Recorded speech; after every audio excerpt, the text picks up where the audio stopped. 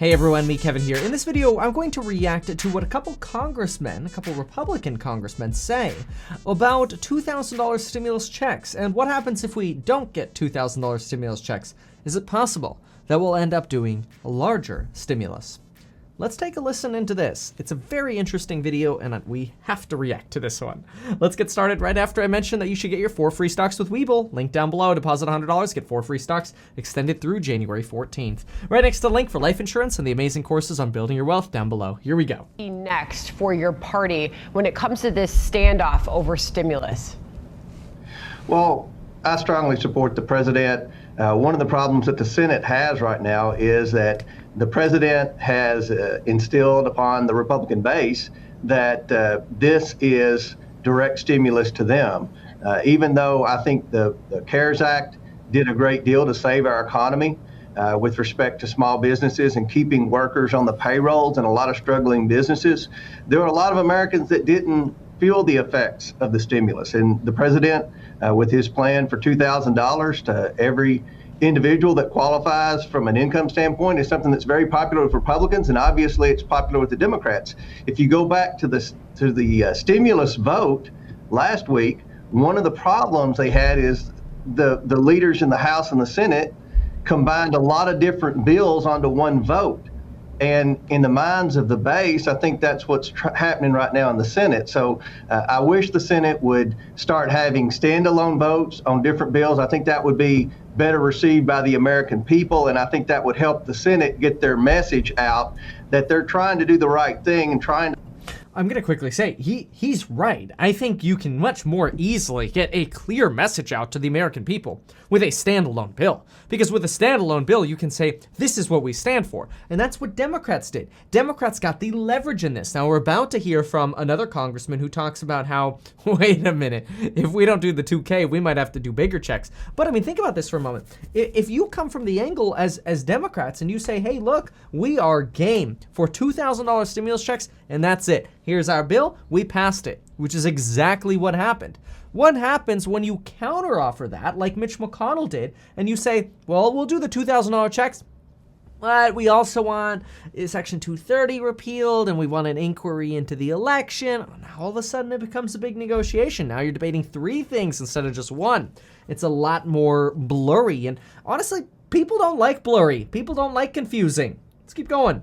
To have offsets, but at the same time trying to help the American people. And obviously with the balance of power in the Senate, hanging in the balance, I should say, down in Georgia, all of this, it comes down to this, doesn't it, Congressman? Lindsey Graham weighed in just a few moments ago on Fox News Watch.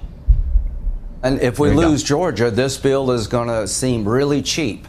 Because if we lose the Senate and they have control of the House, the Senate, and the White House, they're going to send over a monster of a bill and will make this bill look cheap. What about that? Lindsey. That's just really quick.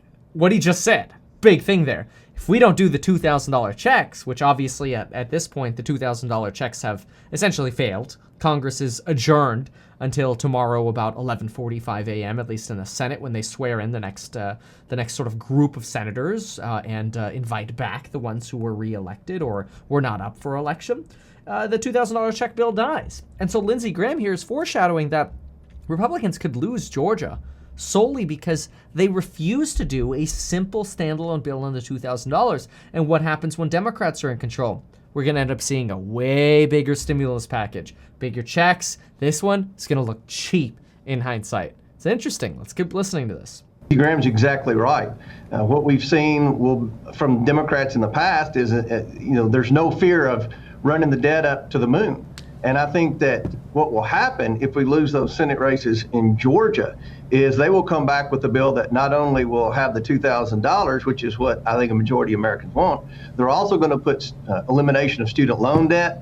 They're probably going to have more pork than has ever been put on a bill in the history of America on a bill. So I think that the best thing for the taxpayers right now is to try to get this stimulus passed and then set the example. Let's start having regular order in Congress. Let's have 1 vote per 1 bill and not try to jungle a bunch of different bills onto 1 vote. And that was confusing the American people. The stimulus bill didn't have a lot of the stuff in it that I see a lot of my friends post on Facebook, but you combine so many different bills onto one vote, right. It confused the Americans. And if you're confusing intelligent people about what Congress is doing, then you're not doing your job in leadership. So I hope that we can get back to regular order. And you know, I don't really agree with what's going on in the Senate. I'll ask you why it's come to this and why it's come to now, obviously, and why it's taken so long in just a moment. But here's Josh Hawley, another one of your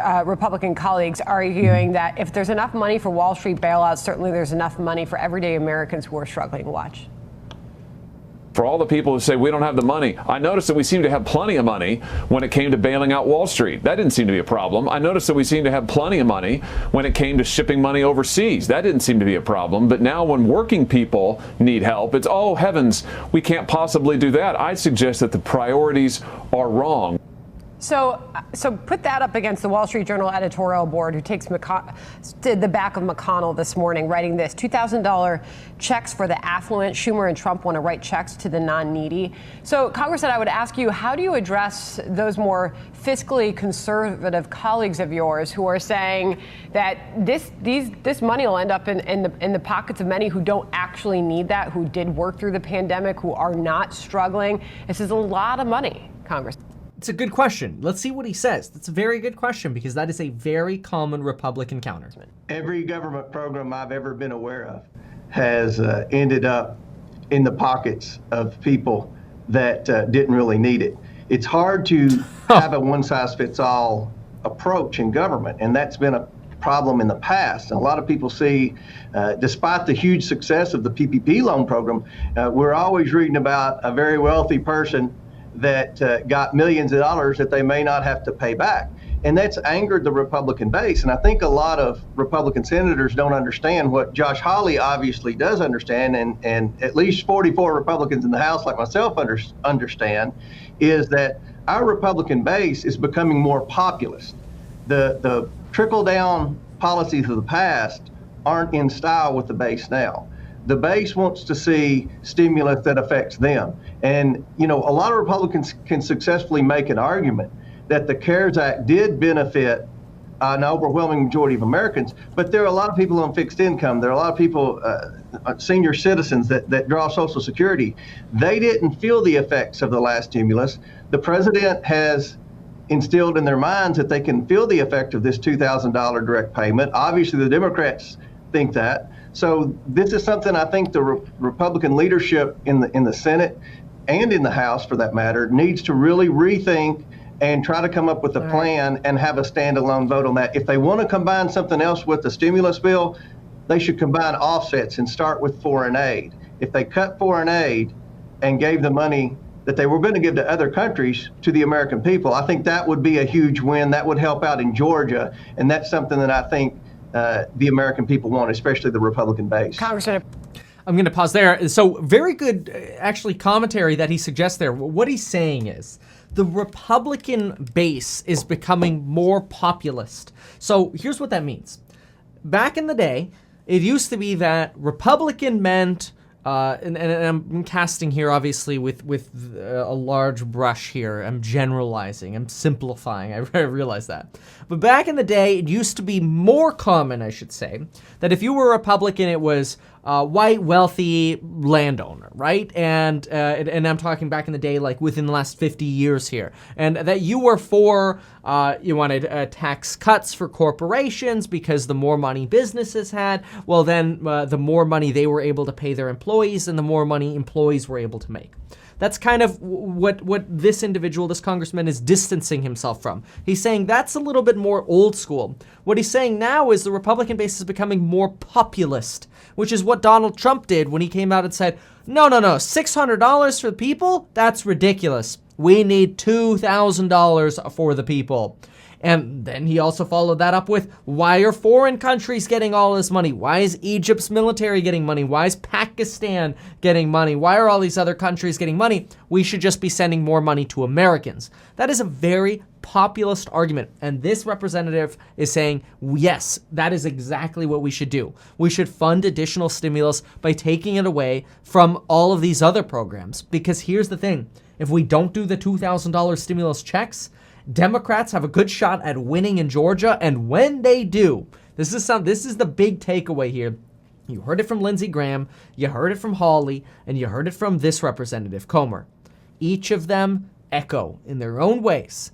If Republicans lose Georgia, bigger stimulus is coming.